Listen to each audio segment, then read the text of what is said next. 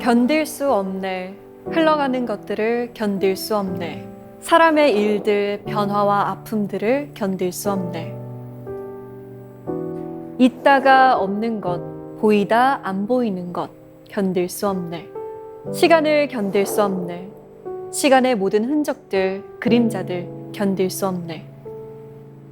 모든 흔적은 상황이니 흐르고 변하는 것들이여, 아프고 아픈 것들이여. 정현종 시인의 견딜 수 없네라는 시로 오늘 문을 열어봤습니다. 오늘 이야기를 들려주실 분이 특별히 꼽아준 시인데요. 특히 흔적이라는 단어에 주목했습니다. 흔적이란 어떤 일이 일어나거나 누군가가 지나간 뒤에 남는 자국을 말하죠. 과연 어떤 흔적에 대한 이야기일까요? 김동훈 작가와 지금 함께합니다.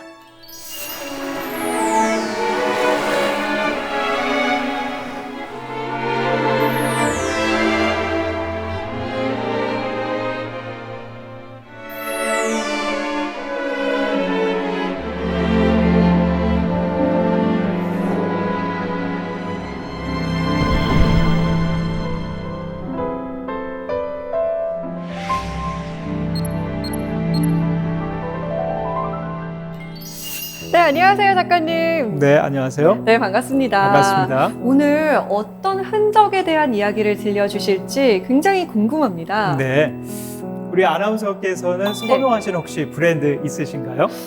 있습니다. 네, 그 선호하는 브랜드의 그 브랜드라는 말 자체가 사실 흔적이라는 히랍 스티그마에서 왔거든요. 브랜드라는 말 자체가요? 네, 그래서 오늘은 사실은 흔적과 관련된, 그래서 나중에 명품이 된 그 브랜드에 대한 이야기라서요. 흔적을 이야기 안 할 수가 없겠네요. 지금 살짝만 들어도 굉장히 궁금하거든요. 얼른 얘기 한번 들어보겠습니다. 오늘 강연 잘 부탁드립니다. 네, 감사합니다.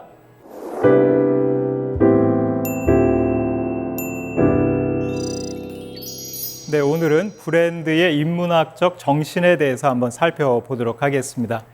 저마다 좋아하거나 또 선호하는 브랜드가 분명히 있을 것입니다. 거기에는 사실 우리가 잘은 모르지만 무의식 속에 있는 어떠한 욕망이 작용을 하고 있습니다.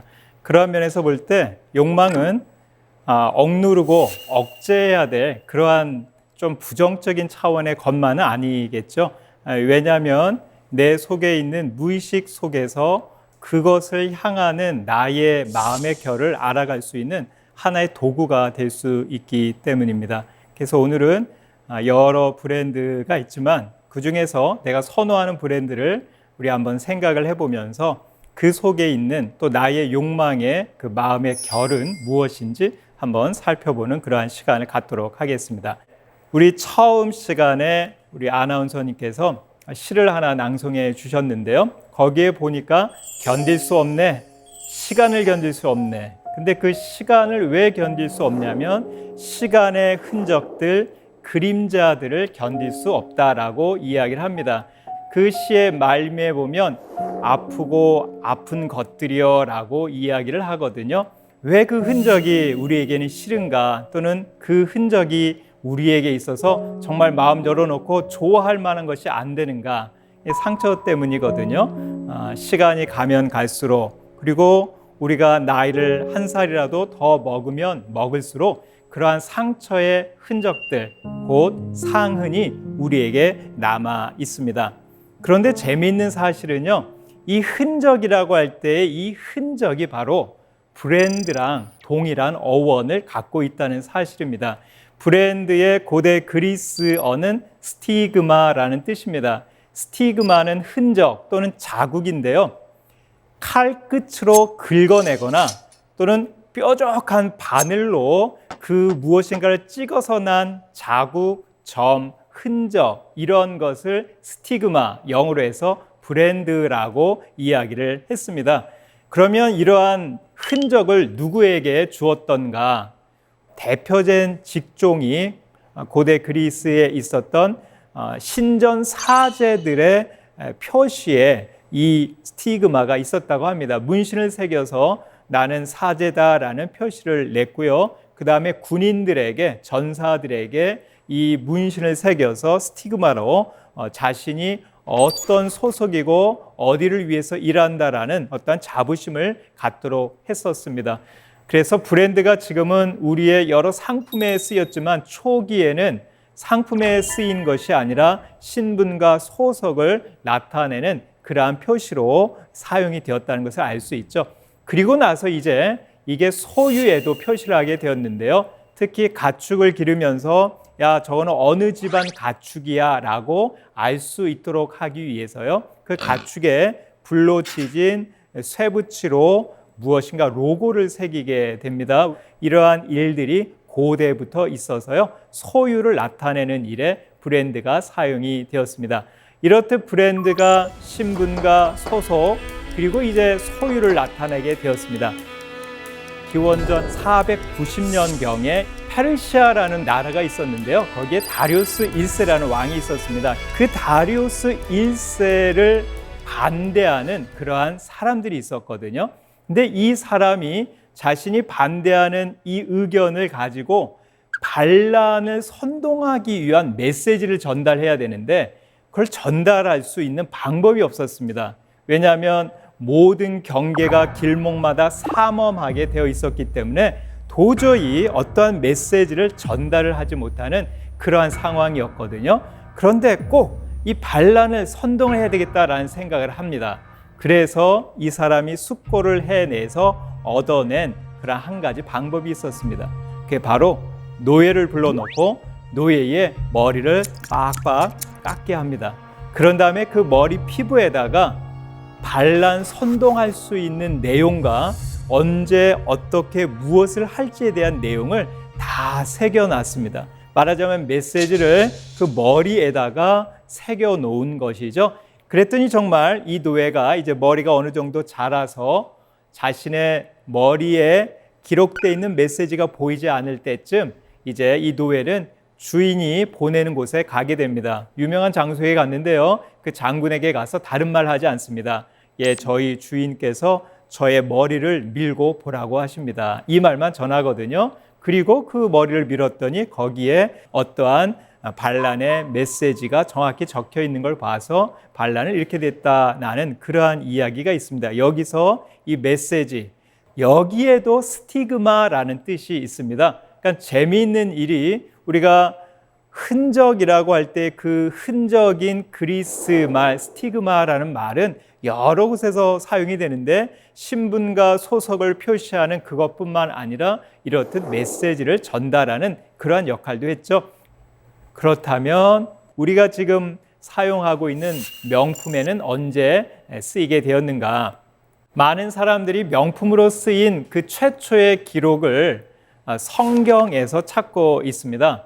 우리가 이른바 솔로몬의 반지라고 하는 것이 있는데요. 성경에 보면 구약에 아가서라는 것이 있습니다. 거기에 보면 솔로몬 왕이 술람미라는 어떠한 여인을 사랑을 하게 되거든요.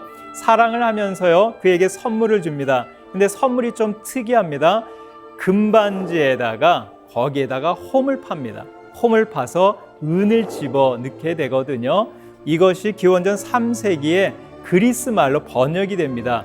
스티그마, 다시 말해서 금반지에 은을 새겨 넣어서 술람미 여인에게 주었고 그것을 대단한 기쁨으로 많은 사람들이 느끼게 되었다. 다시 말해서요, 솔로몬이 갖고 있는 반지, 그거는 명품으로서 솔로몬표 반지의 어떠한 브랜드 가치를 갖게 된 것입니다.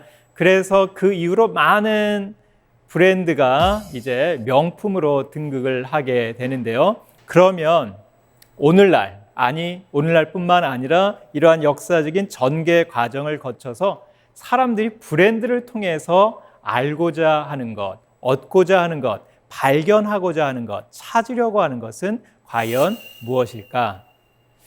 소속이 되었던, 신분이 되었던, 소유가 되었던 그 모든 것 안에는요, 하나의 공통점이 있는데 그걸 다 하나로 묶어서 표현한다면 정체성이라고 할 수가 있습니다. 내가 어떠한 브랜드를 선호하고 그 브랜드를 즐겨 가지고 다닌다. 그러면 그것과 함께 나의 어떤 정체성이 드러난다고 생각을 하게 되는 것이죠. 원래 정체성이라는 말은 영어로 identity라고 하는데요. 라틴어에 보면 idem, et, idem 요 세 글자가 하나로 모아진 것이 아이덴티티가 되는데요. 다시 말해서 아이덴티티라고 하는 정체성을 찾으라고 하는 그때의 그 의미는 동일한 것, 계속해서 반복한 것, 이게 무엇인지를 찾아가는 것입니다. 오늘 아나운서께서 나도 모르게 무의식적으로 반복해서 하는 행동이 있다면 혹시 어떤 것이 있으신가요? 입술을 움직이는 거요. 입 운동? 네. 저도 모르게 이제 입이 풀어져 있어요. 언제든 제대로 발음을 할 수가 있으니까 이렇게 이런 식으로 계속 네. 입을 움직이게 되더라고요. 네, 입 모양 이제 운동을 계속 네. 하시네. 입을 풀어 주시는 것인데 입과 관련된 정체성을 갖고 있다라는 것이 그 반복된 행위를 통해서 또 자연스럽게 드러나고 있습니다. 이 들레즈는 정체성에 대해서 이러한 말을 했습니다. 정체성은 접속으로 알 수 있다. 나의 정체성이라는 것은 내가 정체성이 있어서 뭘 선택하고 그걸 내가 쥐고 하는 것이 아니라 이 사람은 전혀 어떻게 보면 엉뚱한 발상을 합니다. 내가 접속하는 그것으로 인해서 나의 정체성이 드러나게 된다.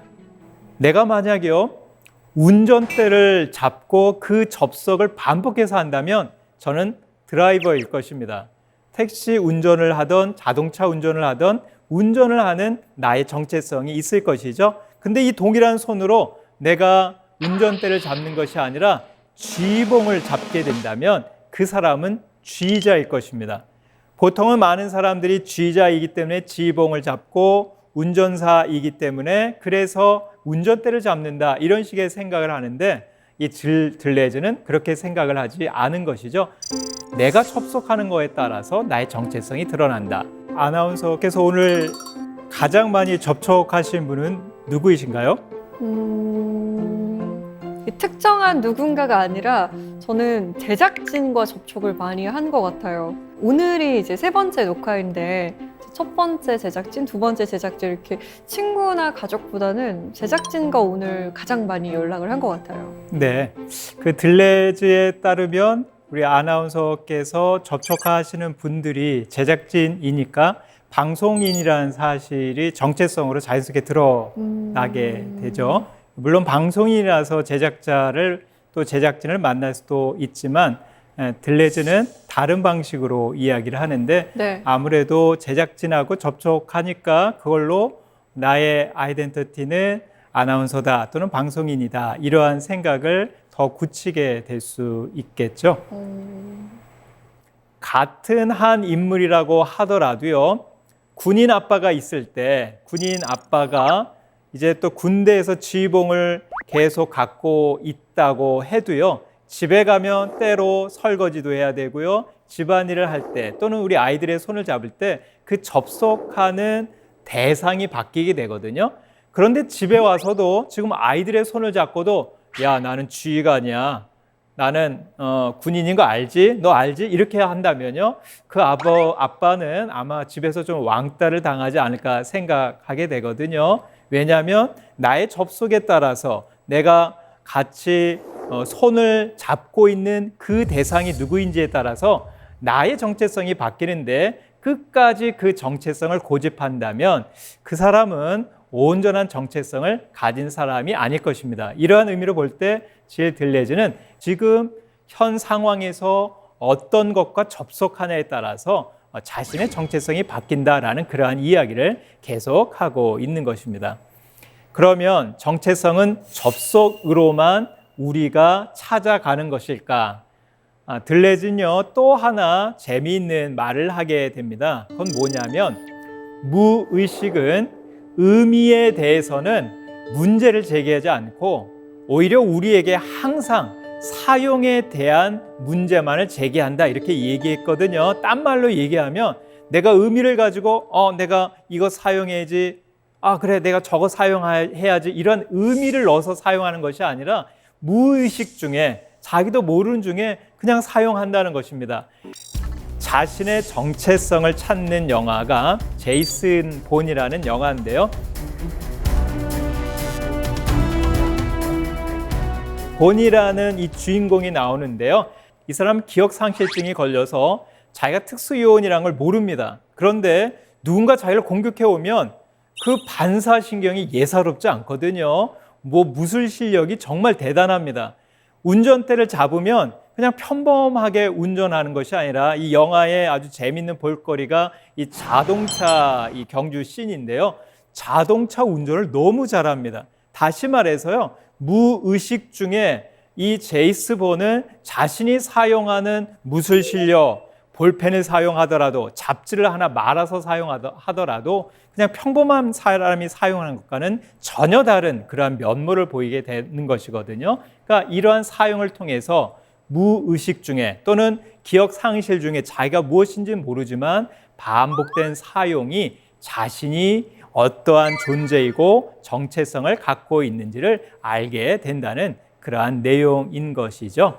그리고요, 질 들레즈는 이러한 무의식 속에 있는 이것을 다른 말로 표현을 하고 있는데 그걸 바로 잠재력이다 이렇게 표현을 하고 있습니다. 그렇다면 이 무의식과도 같은 잠재력을 어떻게 보면 굉장히 놀라운 능력을 갖고 있는 이러한 잠재력을 어떻게 밖으로 표현해내고 표출해낼 수 있을까? 그걸 위해서 필요한 것은 무엇일까? 보통 부모님들이요, 초등학교 4학년까지는 자신의 자녀들이 다 천재라고 생각한다고 합니다. 그런데 이제 5학년 되고 6학년 되면서부터는 이상하게 틀에 갇혀져 있고 고정관념에 빠져 있어서 무엇인가 자꾸 새로운 생각, 창의적인 생각을 전달하는 것이 아니라 다른 사람이 했던 말, 부모님이 했던 말, 선생님이 했던 말만 이야기를 한다고 하더라고요. 이것은 잠재력 속에 있는 더 다양한 많은 생각들이 나오는 것이 아니라 이제 틀 지어진 사고가 나타나기 때문인데요. 그것에 대한 원인을 이 질 들레즈나 아리스토텔레스에게서 찾는다면 감각 자극이 무엇인가 좀 적게 작용을 하기 때문에 생기는 것입니다. 잠재력이 우리에게는 누구나 다 있습니다. 적어도 초등학교 4학년 때까지의 그 잠재력, 이것이 불을 붙여서 추동을 일으켜 정말 많은 식의 어떤 현실적으로 드러날 수 있는 방법이 필요하다고 할 때 그 방법은 감각 자극인 것이죠. 감각 자극이 나한테 있을 때 우리는 계속해서 더 적극적으로 창의적인 사고, 창의적인 일을 할 수가 있는 것입니다.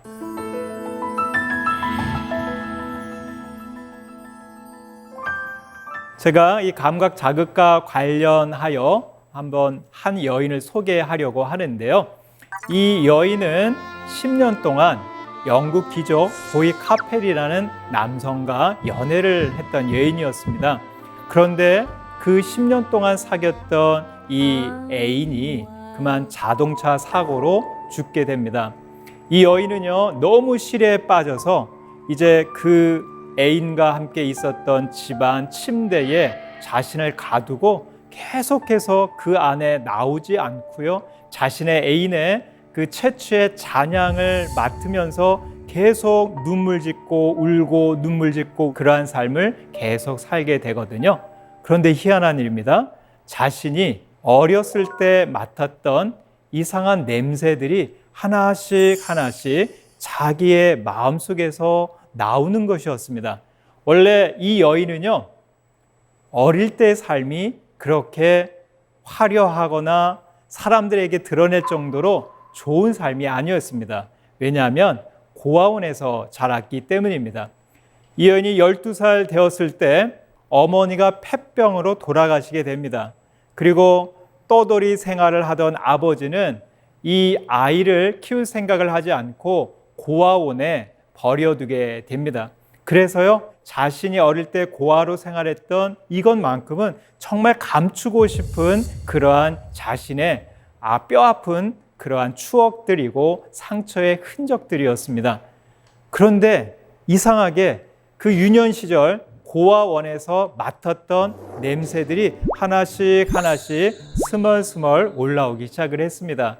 그것도 자신이 사랑하는 애인이 죽은 이 마당에 왜 하필 이러한 향기가 계속해서 나오는 것일까? 사실 이 여인이 자랐던 고아원은요, 여러 정책 중에 하나가 많은 곳에 향기가 많이 배어나도록 하는 것이었습니다. 빨래를 빨고 말릴 때도 붓꽃 뿌리를 말려서 이 향이 배이도록 했습니다. 뿐만 아니라 담요나 옷을 넣어줬던 벽장들은 다 자단나무로 만들어서 그 자단나무 향이 많은 옷에 배어 있었다고 합니다. 정말 넘실넘실 많은 아이들에게 그 향기의 어떠한 기쁨을 날려주는 그러한 고아원이었다고 합니다. 그러나 이 여인은요, 아무리 좋은 향이라고 할지라도 그 모든 시절의 추억을 다 닫아두고 아무한테도 얘기를 해두지 않았거든요. 그러나 애인이 죽고 나서 그 향이 계속 나오게 되니까 이제 자신의 생각을 바꾸려고 합니다.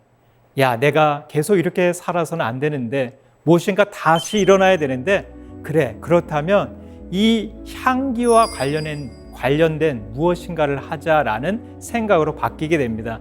그래서요, 화학자들을 동원해서 향수를 만들게 됩니다. 그리고 이게 계기가 돼서 이 여인은 향수 사업으로 성공을 하게 됩니다. 이 여인이 자기의 잠재력 속에 어떻게 보면 과거, 묻어두고만 싶었던 그 과거의 그 모든 것은 감각 자극과 함께 자신에게 있었고요. 그리고 그것이 과거를 추억하고 다시 떠올리고 자신이 맡았던 향기를 추억하면서 이제 무엇인가 현실적인 어떤 열매로 사업으로 성공을 해낼 수 있었습니다. 질 들레즈는 이렇게 얘기합니다. 잠재력은 과거를 추억하면서 현실과 함께 있다. 잠재력에 있던 것이 현실로 나기 위해서는 나에게 이러한 향이라는 감각 자극이 한 여인에게 향수 사업을 벌이게 했던 것처럼 우리들도요, 잠재력을 현실적으로 성취해내고 끌어내기 위해서는 이러한 과거에 대한 추억, 그리고 과거에 갖고 있었던 여러 감각 자극들을 떠올리는 것, 이것이 큰 힘이 될 수가 있습니다. 그런데 우리가 이러한 감각 자극을 좀 많이 생각을 하지 않거나 또는 감각을 차단하는 경우가 굉장히 많이 있습니다. 특히 요즘 시대를 불안한 시대라고 얘기하는데요.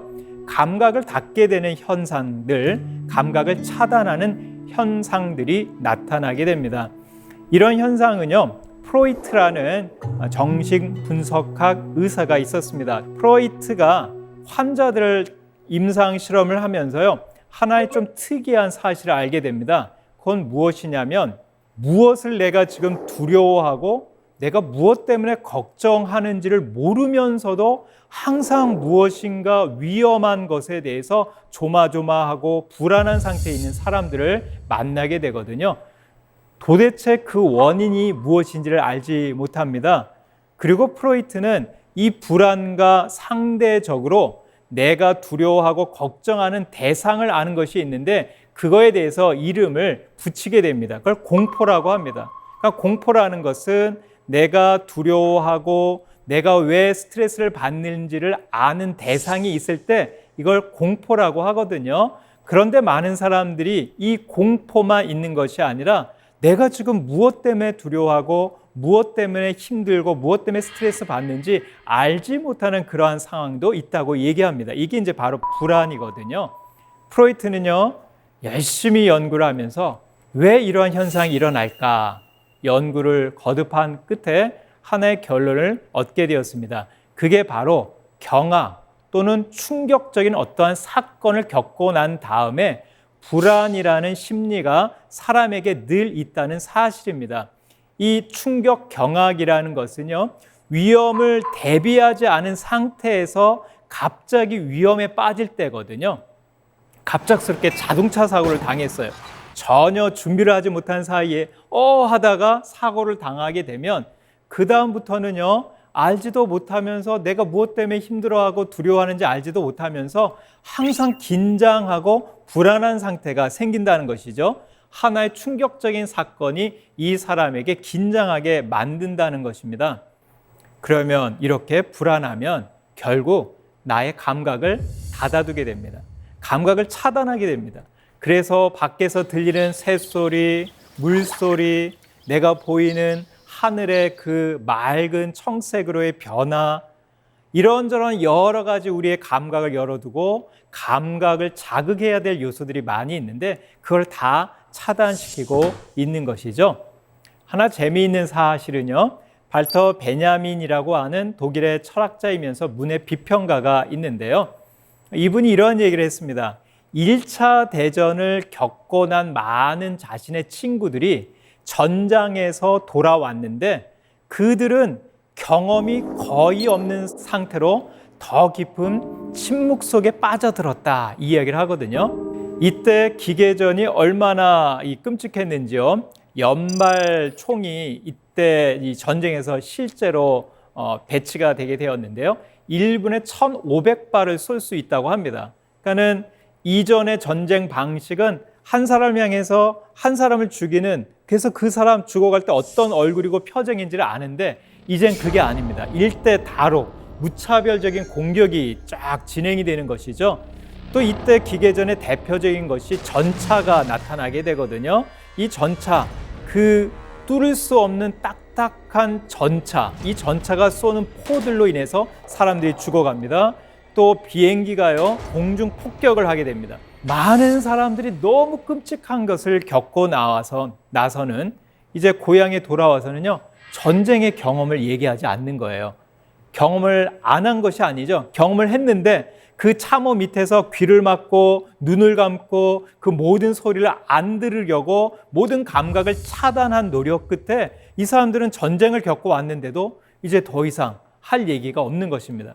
그 전에 전쟁은 우리 그 돈키호테를 통해서 볼 때도 무용담을 이야기하는, 어떻게 보면 그걸로 이 자부심을 갖는, 나는 전쟁에 참여해서 이러한 경험을 많이 했어, 항상 이런 식의 이야기들이 많이 있었거든요.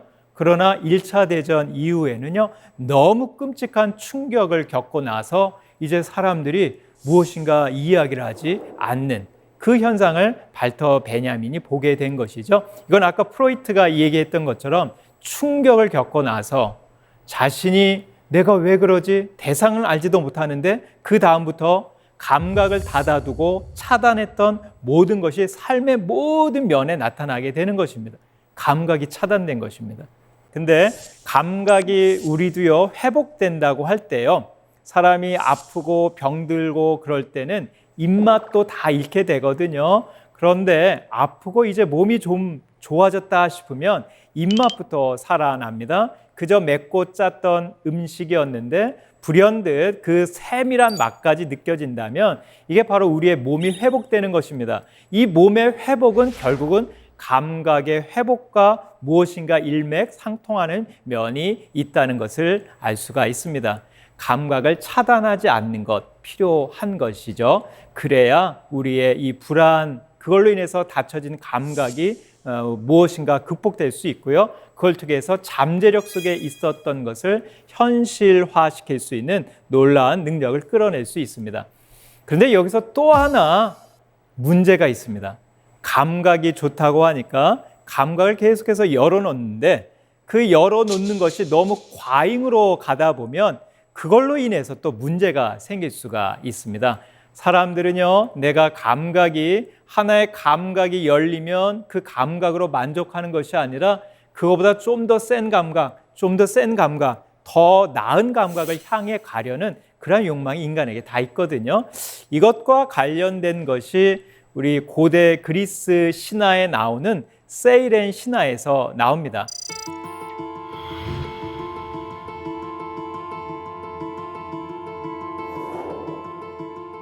여기 기원전 6세기에 도기가 나와 있는데요.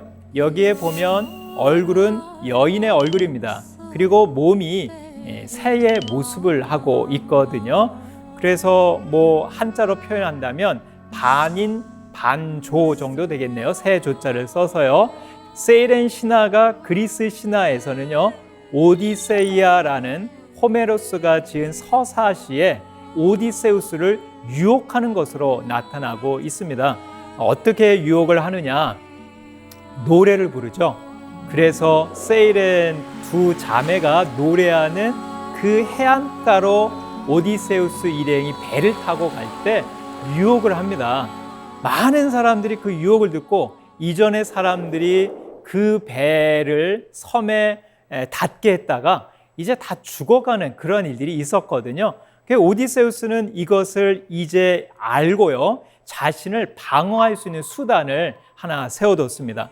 이 그림에 보면 존 윌리엄 워터하우스가 그린 그림인데요, 세이렌과 오디세우스라는 아주 유명한 그림인데, 세이렌이 새의 모습을 하고 있죠. 아름다운 여인의 얼굴과 새의 모습을 하고 있습니다.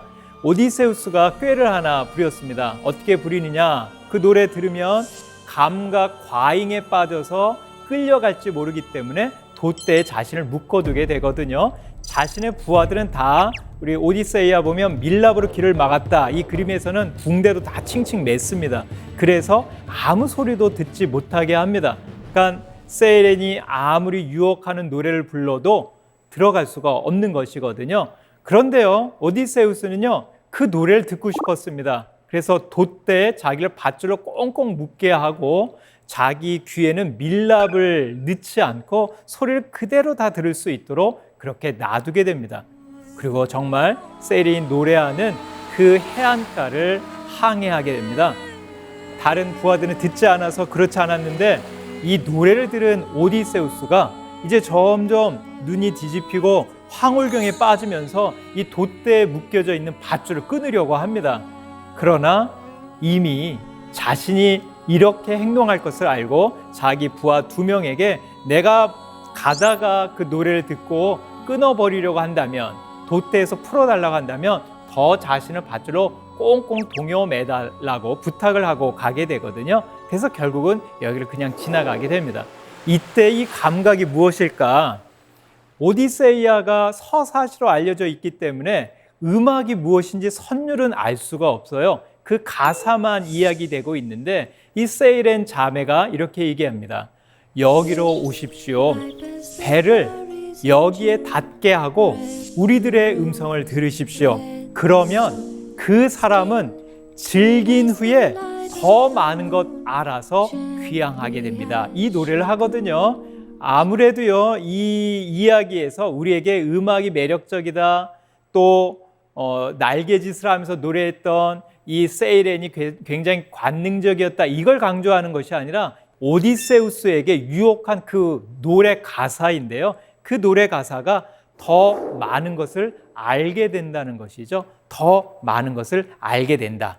이 용어가 오디세이아에서 여기에 딱 한 번 나타납니다. 원래 오디세우스는 당시 트로이 전쟁을 했던 많은 사람들에 비해서 가장 지혜가 뛰어난 사람이었거든요. 그래서 늘 지략이 가장 높은 사람 하면 이 오디세우스입니다. 이 오디세우스를 유혹하는 세이렌의 유혹은 그 지식을 많이 알고 있는 사람이 더 많은 것을 알 수 있다는 지식에 대한 욕망으로 유혹을 하는 것이었죠. 그럴 때 자신이 그래, 내가 지식욕에 빠질 텐데, 그래, 나를 이 돛대에 묶을 수 있는 부하들, 그 부하들이 필요해 하고 자신을 거기에 꽁꽁 묶게 해서요, 이 어려움을 잘 극복하고 귀향을 하게 되는 그러한 일이 벌어지게 되는 것이죠. 돛대에 묶는다라는 말이 라틴어로 리가레라는 뜻이거든요. 그런데 묶여져 있는 이 오디세우를 다시 묶기 때문에 렐리가레라는 말은 나중에 키케로라는 로마의 한 유명한 철학자이자 정치인이 있는데, 이 렐리가레에서 렐리전, 종교란 말이 나왔다고 이 얘기를 합니다. 그러니까는 무슨 역할을 종교에서 해야 되느냐? 내가 감각 과잉으로 빠지고 감각에 대한 욕망이 생길 때 제자리에 다시 나를 돌려보낼 수 있는, 묶어 놓을 수 있는 그러한 역할을 종교가 하는 것이다. 키켈은 그렇게 해석을 하거든요. 감각의 과잉 욕망에 빠질 때 묶어 놓을 수 있는 저 돛대가 우리에게 반드시 필요합니다. 제동장치, 나의 욕망 속에서 내가 사고 싶은 거 다 사고 누리고 싶은 거 다 누리고자 할 때 감각의 과잉에 빠지려는 그 유혹 속에서 나를 제자리에 묶어놓을 수 있는 그러한 어떠한 존재가 필요하다는 것이죠. 근데 대조적으로 이 돛대에 묶지 못해서 감각 과잉에 대한 충동에 빠져서 죽은 인물도 문학에서 하나 소개가 됩니다. 그 대표적인 것이 소설 모비딕입니다. 이 모비딕에 아합 선장이 있었는데요. 이 선장은 하얀 고래랑 이전에 혈투 끝에 자신의 다리를 잃게 됩니다. 그래서 그 다리에다가 항상 고래뼈를 대신 박아두고 그걸로 생활하면서 이 선장의 유일한 꿈은 그 자신에게 해를 가한 흰 고래를 만나서 죽이는 것이었거든요. 그래서 이 고래를 이제 자비하러 가는데요.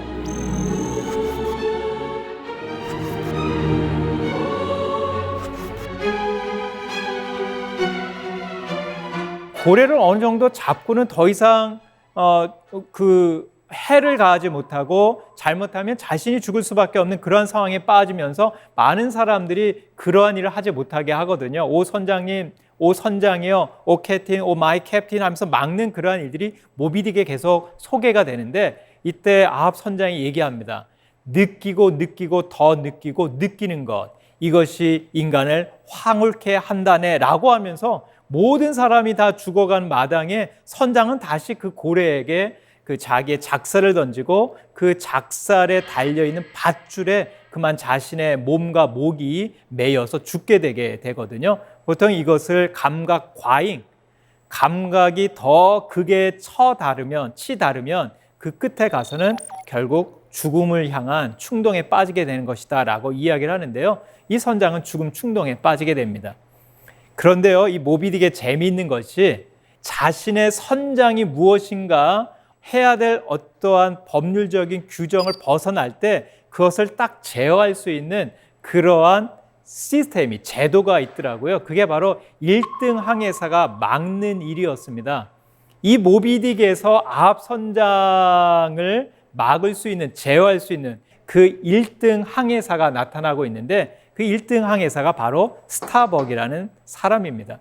그래서 어떠한 브랜드에서는요, 우리에게 감각 과잉을 유혹하는 그 세이렌을 로고로 달아서 딱 표현을 하고 있고요. 그리고 그 브랜드의 이름명은 이 1등 항해사의 이름을 붙여가지고 그 두 가지, 감각 과잉이 있지만 그걸로 가지 말고 무엇인가 제동할 수 있도록 돛대에 묶어놓을 수 있는 존재가 필요하다는 이 두 가지 약간의 역설적인 것을 표현하면서 브랜드명과 로고를 만든 그러한 브랜드도 있습니다. 저는 세이렌만 알아보고 사람들을 유혹해서 커피 많이 마셔라 이런 뜻으로 로고를 만든 줄 알았어요. 네, 아마 그렇다면은 지금보다 좀 인기가 덜 하지 않았을까 싶고요. 그 브랜드가 인간 속에 있는 그 이중적인 감정, 유혹받고 싶은 감정과 하지만 그것을 또 내가 제동을 해야 된다라는 그 두 가지 이중적인 감정, 그것이 잘 드러난 것이 아닌가 이렇게 생각이 됩니다. 우리의 욕망은 무의식적으로 우리에게 반복이 됩니다.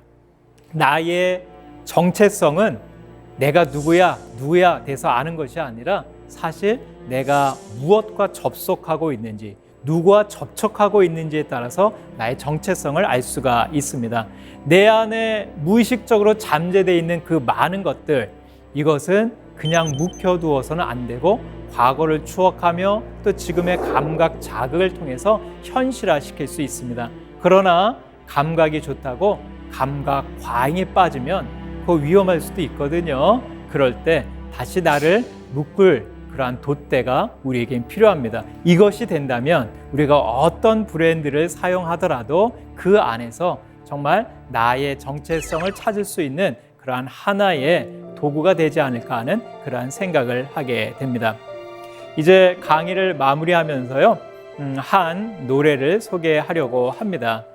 캐나다의 음유 시인인데요, 레너드 코엔이라는 음유 시인입니다.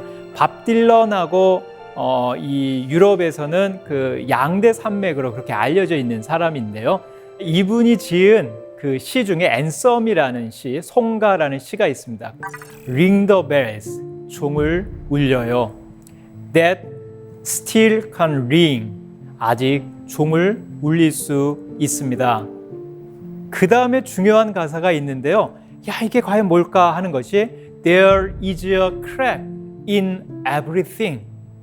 균열이 있는데 모든 것에 균열이 있습니다. 우리 모든 곳에는 균열과 금이 있습니다.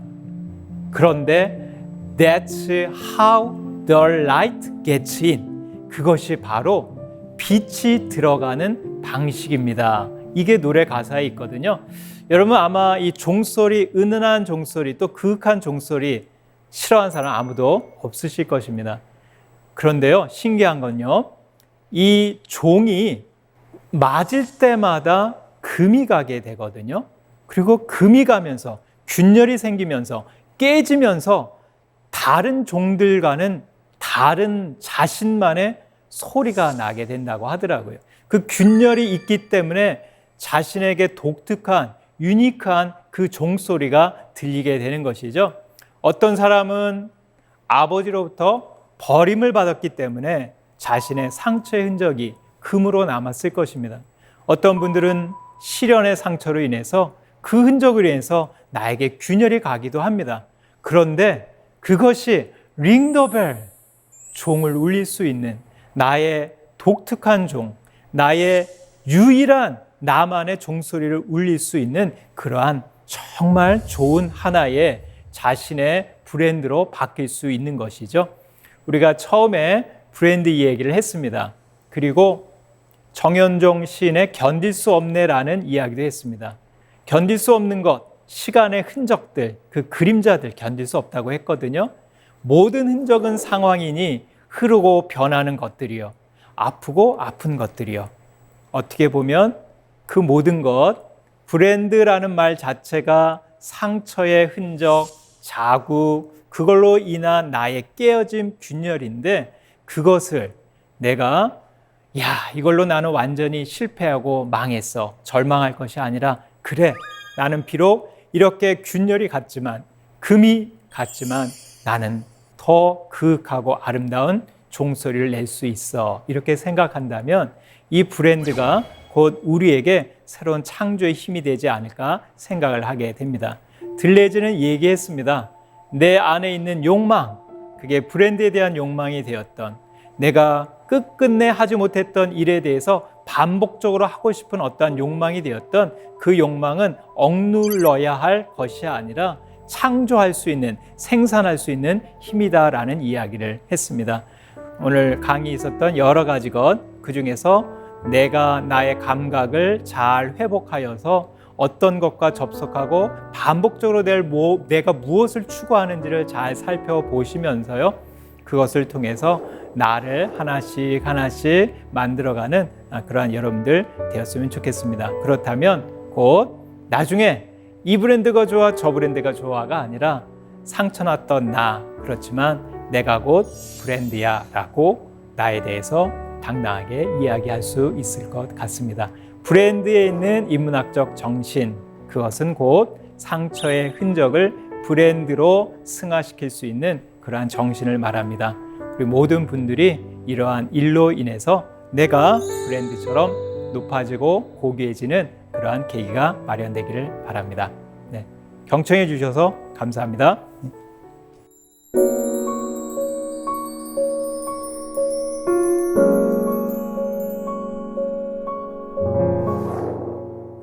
네, 강연 잘 들었습니다. 네, 감사합니다. 네, 강연을 듣고 나니까 나라는 브랜드, 강다솜이라는 브랜드에 대해서 한번 생각해 보게 되더라고요. 네, 그 모든 사람들이 다 동일한 사람일 수는 없거든요. 그래서 우리 아나운서께서 강다솜이라는 그 이름으로 네. 아주 독특한 본인만의 그 브랜드를 계속 만들어 가시면 좋겠다는 생각 저도 들고요. 또 같이 후원하도록 하겠습니다. 감사합니다. 네. 근데 감각을 깨워야 한다라고 하셨잖아요. 네.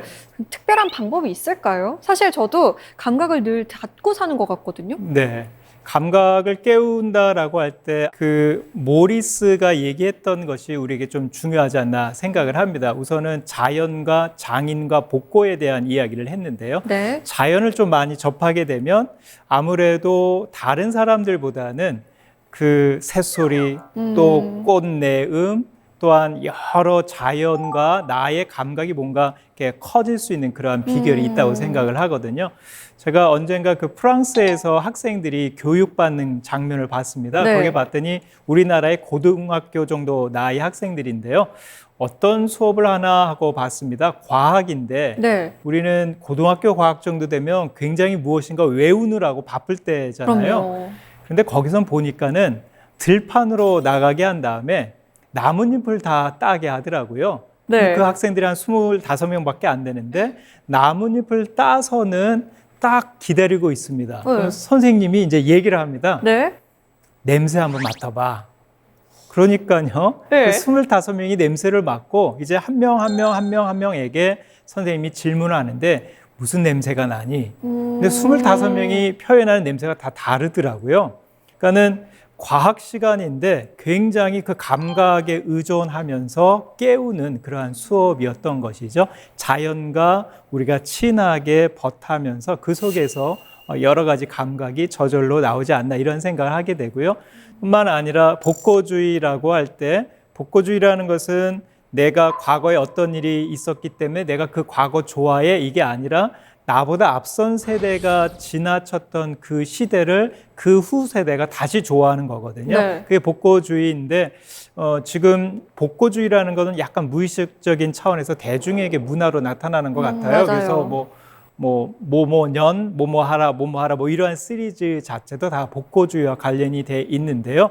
그렇다는 것은 지금의 어떠한 그 불안 때문에 닫혀져 있는 감각, 지금 시대보다는 조금 더 자유롭게 열려졌던 그 감각을 내 스스로 추구하고 원하는 그러한 것이 있다고 생각하거든요. 그래서 감각을 깨우기 위해서 자연, 그 다음에 장인, 복고에 대해서 우리가 좀 더 열려 있는 마음으로 접근을 하면 어떨까 이런 생각하게 됩니다. 자연, 장인, 복고 이 세 가지는 꼭 기억해 둬야겠네요. 네. 오늘 강연 잘 들었습니다. 고맙습니다. 네, 감사합니다.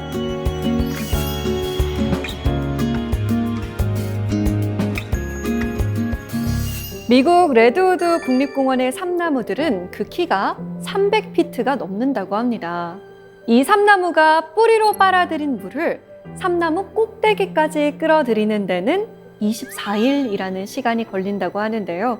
말하자면 한 호흡이 24일인 셈이죠. 빠르게, 더 빠르게 라고 외치는 현대 우리들에게는 이 삼나무의 호흡이 더디게만 느껴집니다. 하지만 2000년을 산다는 삼나무 입장에서는 급할 것이 하나도 없겠죠. 천천히, 무던히 자신의 속도에 맞춰서 살아가는 것일 테니 말입니다. 삼나무의 호흡이 새삼 부러워집니다. 사세계 공동체 스미다. 저희는 다음 시간에 찾아오겠습니다.